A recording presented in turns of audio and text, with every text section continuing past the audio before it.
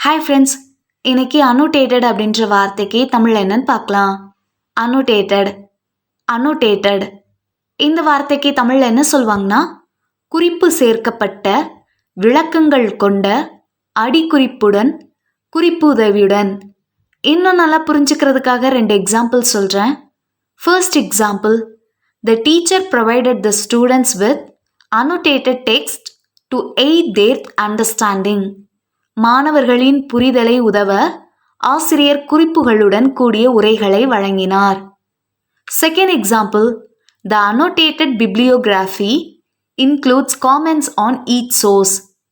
குறிப்புகளுடன் கூடிய ஆதார பட்டியலில் ஒவ்வொரு ஆதாரத்திற்கும் கருத்துகள் அடங்கியுள்ளன.